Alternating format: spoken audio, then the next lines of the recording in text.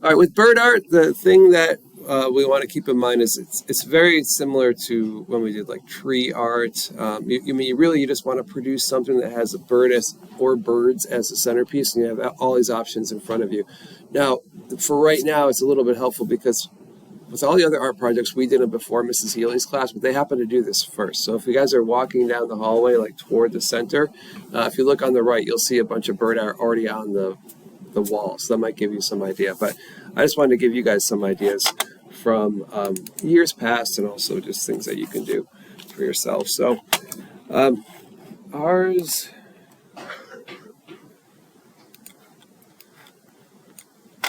and you can do a color sketch. Now, bird, when it comes to drawing birds or painting birds, people get a little intimidated, I understand, because birds can be hard to draw for some people.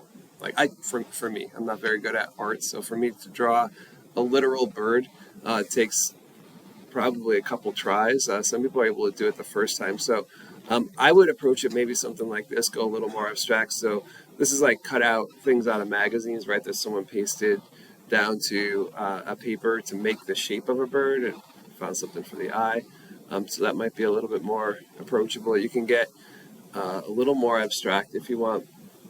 You guys will have your typical school supplies available, so there's going to be colored pencils, crayons, but also paints I'll have out, as long as you clean up after yourselves.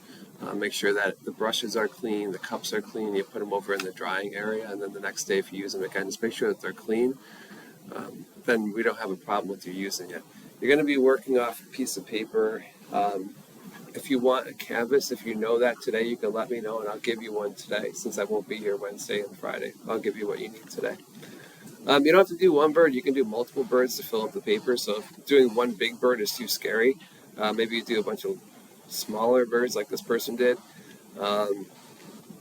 This was taking like shapes to make a bigger shape of a bird. That works.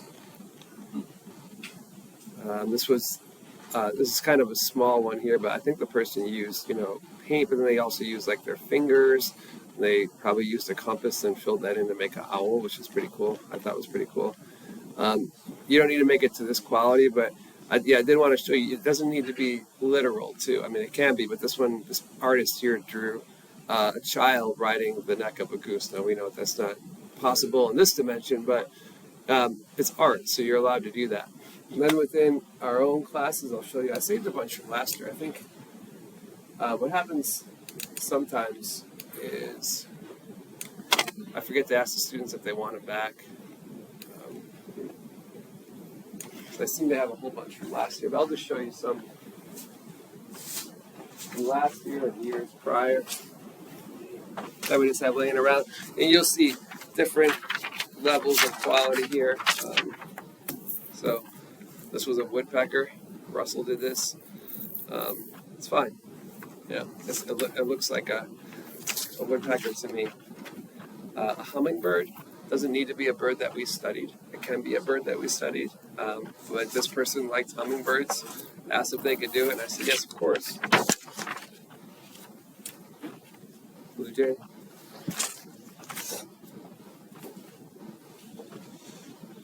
This was a yellow-throated black warbler and scarlet tanager.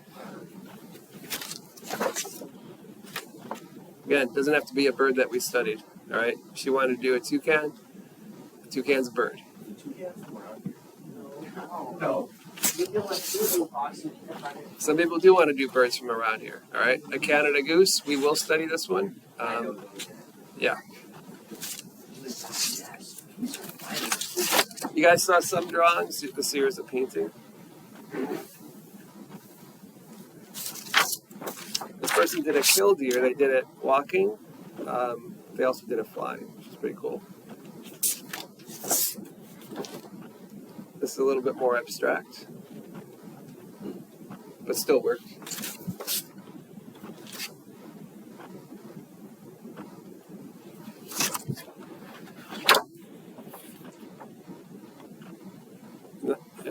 That's what you're getting from me. I mean, not everyone's really good at drawing these. Like what I care about, just like everything else we do with the art, what I care about is that you try.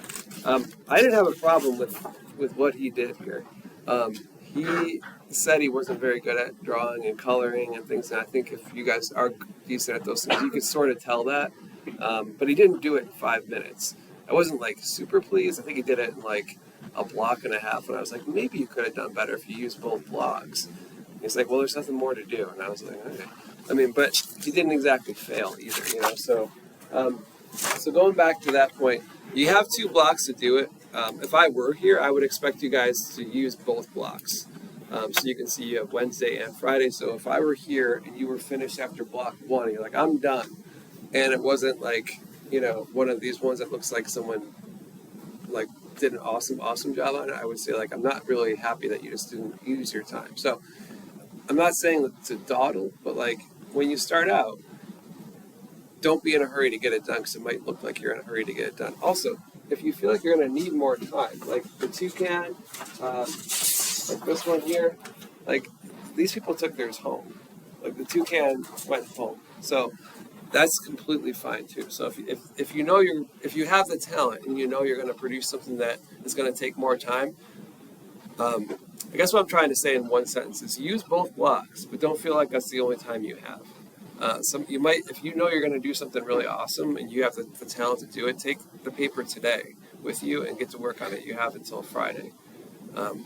Otherwise, you guys can work on it also during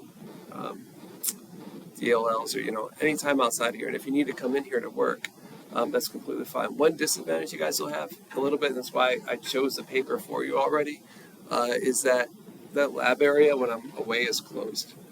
So you can't work over there. You have to work over here. That's not because of anything that anyone in here has done. It's just in the past when I've been gone, lab area, it's usually, oftentimes something weird would happen. Yeah. Like, you know, yeah, stabbing cactuses, you know, taking things, like leaving giant food messes over there, like just weird stuff. So it's, and I understand why. It's a little hard for a substitute teacher to keep an eye on what's going on over there and what's going on over here. I mean, this is my room, so I'm sort of used to doing it. I'm like kind of always looking around. But if you're not from, you know, if this isn't your normal classroom, most people are like, this is my class. And when someone's like tucked away back here and they're like, you know, herding a cactus or they're eating Cheetos and wiping their greasy hands on the lab table, they might not notice it. So I usually shut it down when I'm away. So you guys will be working at your desk. So because of that, the paper I chose for you fits at your desk. So this is what you guys will be working off of. And you can see it just fits on your desktop. So if you want to do something bigger than that, that's fine. But you can't say I have to. Please don't tell us I have to work over there because I have this giant paper and it's not going to fit on my desk. This is the paper I'm expecting you to use. If you want to use something big, you might just do it at home. Bring it back. Are there any questions about Bird? Yeah. No, it's a question after. Okay. That's the kind of question. Okay, fine.